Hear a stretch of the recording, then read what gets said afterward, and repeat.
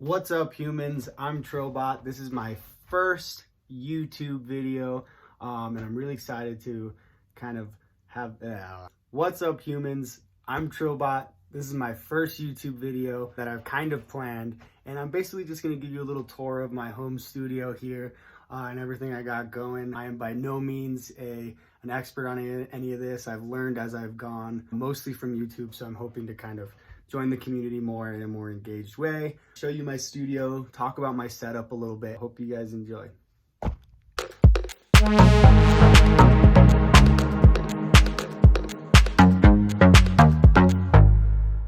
So the tour.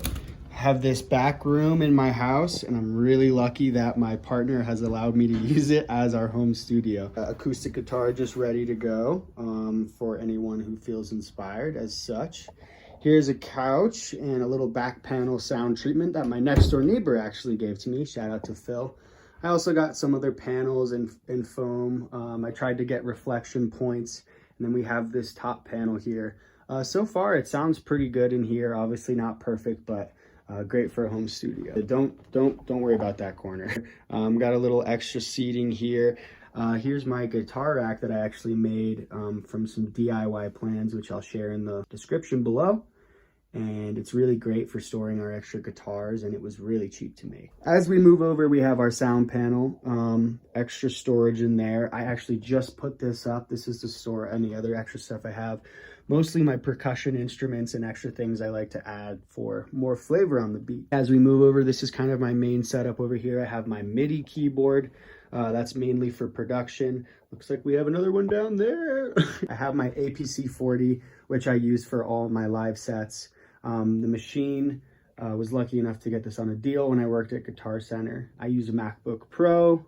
We got my Rocket 5s. I think it might be an older generation of Rockets. Yeah, they have a lot of low bass response, and you know, they're not the cleanest, straightest, but I think if you're referencing a lot of different sound sources, you know, your headphones, your car, it suffices just well. I use the Focusrite interface, nothing fancy, literally the entry-level one. I've had it for 4 years. Maybe one day I'll get an Apollo, but for now this thing's been a beast. I use these Sony MDR 7506 headphones. They are very basic, classic model. A little bit of tree foliage. I got my New Mexico flag on the light to kind of give it a vibe. I got my Minilog XD here. This is an awesome entry-level synth. Just been so much fun to work with. And then I have the RC505 looping station. If you guys know Mark Rebier, he was a big inspiration for me to get this. Tosh Sultana. This is really good just for me on the fly and for practicing guitar and beatboxing and singing. It's really fun to just go loop crazy. Down below here, this is kind of my main mixing console. And it's awesome because I have my interface plugged into it, which is just a 2-track for recording, but I have all these other inputs, so when I have folks over, we can just jam out. 2 mics set up, one for kind of me and another one for my partner who sings in a group that we have together called Sun Sounds, and it's been really fun playing with her. And then I use this AT2020 for my condenser mic. Now that the room is treated, it starting to sound a lot better, less tinny. For my guitar, I have the PRS Student Edition semi-hollow. Love this guitar so much. It took me a while to save up for this bad boy, but finally got a decent guitar. I was using a Squier Telecaster before. This Bruguera is like kind of the smallest tube amp you can buy, most affordable. I also have this extra desk over here for other folks who want to come in and put their computers down and set up a little station over there as well. Yeah, I think that's just about it for the tour here. So I just wanted to talk about how I'm routing everything audio-wise and kind of how I set up my production. I kind of have 2 main things. One is just the ability to jam, walk in here and play right away. And that's where the mixer has been just really great. And then when I get into recording, obviously the interface is just what you need to get tracks down. For my routing, I'm gonna start from the outside in. So these Rockets, these KRKs right here, you can't see them in the video, but they are going straight into my mixer. This is the Yamaha MG10XUF. So like I said before, they're KRKs, they're not the greatest, but I think they still bump and it's fun to listen to other music on it. So as long as you're referencing with something like these and maybe going in your car, I also am lucky to have these AirPods. You want to find out how it's sounding on every system. From there, my mixing console, kind of the main thing I have is my interface. And the interface using TRS cables goes directly into one of my channels here. And then on top of that, I already have, right next to that channel, I have my RC505. So I can actually just transfer my instrument cables from here into there to begin looping stuff. So it's a lot of plugging and operating and things like that, but I actually kind of enjoy that aspect of it. I also have the two mics right here. And one I have kind of floating around for my partner as she's singing, and then the other one I have over here so I can communicate with people in the studio and sing myself a little bit. Then when it comes time to recording, basically what I have in my interface at all times is my synthesizer and my guitar right here. This allows it so I can play still through here and jam right away if I have the right setting on my interface on.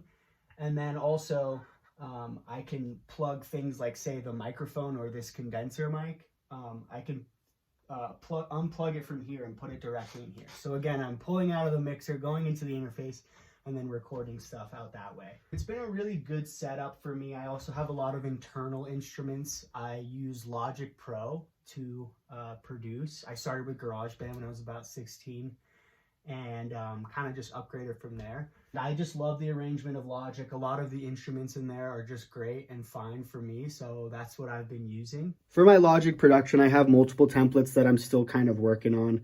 This is my main one that I use, and when I open it up, I have a lot of software instruments, and you'll see this is Ableton in the background here, which I will talk about in a bit. So I use this MIDI keyboard a lot, like probably more than anything else. I do all my drums on there. I like to play it and feel it out. Other instruments, sampler instruments if I'm chopping something up.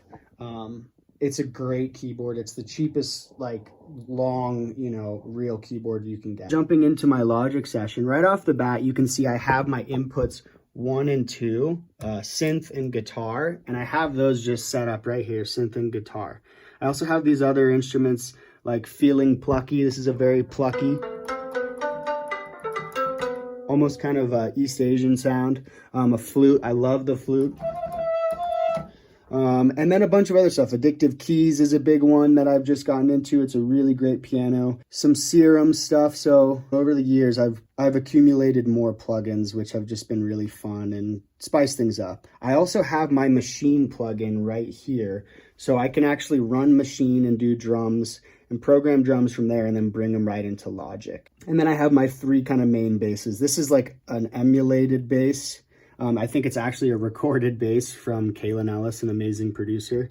And then I have the 808 Basic, which I just created myself, and a sub bass, which again is just a sine wave that I created myself.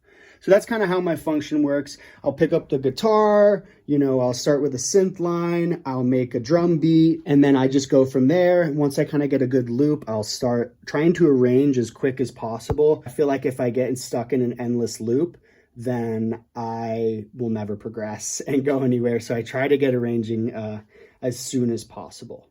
So for my live setup, I'm actually using Ableton Live. I am not very good at the arrangement mode here, but the arrangement mode I am not good at. This live mode just makes a lot of sense to me. Basically, I'm just triggering each of my instrumentals for each song, and then I can just play them from the APC 40 right here.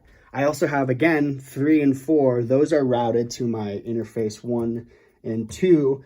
So when I'm playing, I can play, in my live setup, I have the APC, the synth, and my guitar.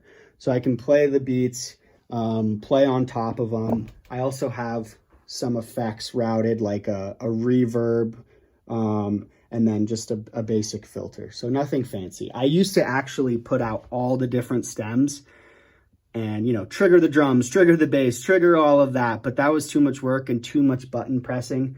So I just moved to this instrumental way. It allows me a lot more freedom and I'm not freaking out on stage. That's kind of my live setup for you. So I hope you guys enjoyed kind of the rundown of my studio. And yeah, my first YouTube video. Thank you so much.